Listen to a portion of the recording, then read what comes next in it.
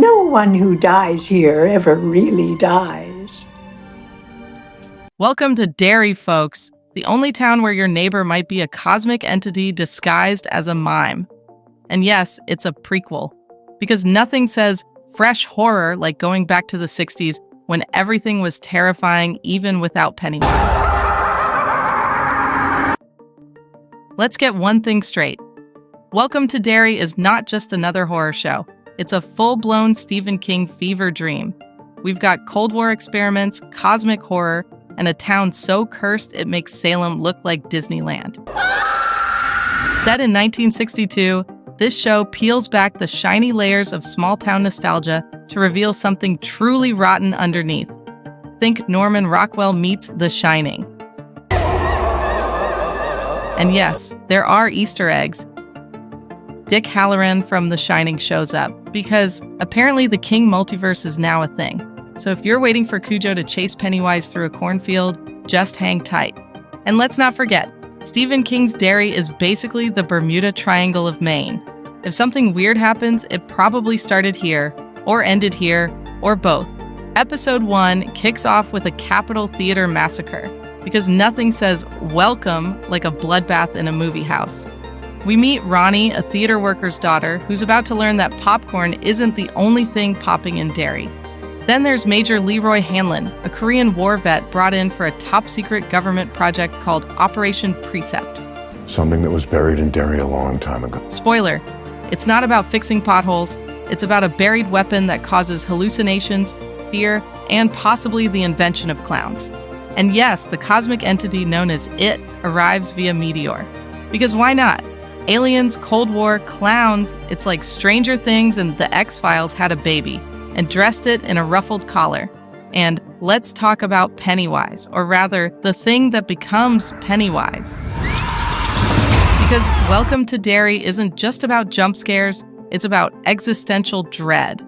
The kind that makes you question if your childhood imaginary friend was secretly plotting your demise. The show dives into the psychology of fear, the cultural rot of small-town denial, and the idea that maybe the real monster isn't the clown, it's the town that lets him feed. Also, can we talk about how every adult in Derry is either oblivious, complicit, or just really bad at parenting? If your kid says they saw a floating corpse, maybe don't send them back to the sewer with a flashlight. Reddit is already ablaze with theories. One user wrote, "If Pennywise is a manifestation of fear, then Derry itself is the incubator. The town is the real villain." Another said, "I swear HBO is trying to make me afraid of balloons again." Mission accomplished. Facebook groups are calling it the scariest thing since the haunting of Hill House, while Twitter is split between "this is genius" and "why does every horror show start with a traumatized child?" and TikTok. Oh, it's all red balloons and jump cut scream edits. One viral clip shows Pennywise emerging from a Cold War bunker, because apparently clowns are now government assets. Stephen King fans rejoice or panic. Because Welcome to Derry is packed with multiverse connections. The Shining, The Dark Tower, even Dreamcatcher if you squint hard enough. Fans have noticed minor characters, newspaper clippings, and even random graffiti referencing other King novels. Why? Because King is basically playing 4D chess while the rest of us are trying to assemble IKEA furniture. And here's a fun prediction. If the series follows classic King logic, expect the next season to reveal that Pennywise is somehow related to Randall Flagg, the maniac from The Stand. Why not? They're both chaos agents, also probably the same entity who eats your childhood hopes for breakfast. Is Pennywise part of a larger cosmic evil? Is Derry a nexus of supernatural horror? Will we see Randall Flagg sipping coffee in the background? The theories are endless, and HBO is clearly leaning into the Kingverse like it's the MCU, but with more blood and fewer capes. Also, what's with the government experiments? Are we getting a Cold War version of Men in Black? And why does every horror prequel involve meteorites? Is space just one big haunted house? Some fans think we'll see the origin of the Deadlights, the mysterious force behind Pennywise's power.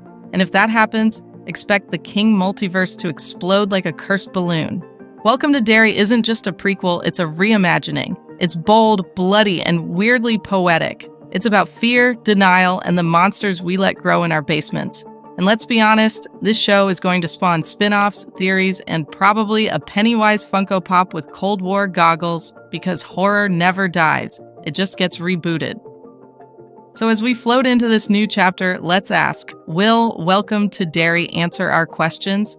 Or will it just leave us screaming into red balloons while HBO counts its streaming numbers?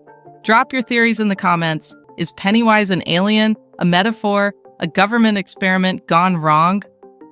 If you like this breakdown, hit that like button, subscribe, and remember, never trust a town with more sewers than schools.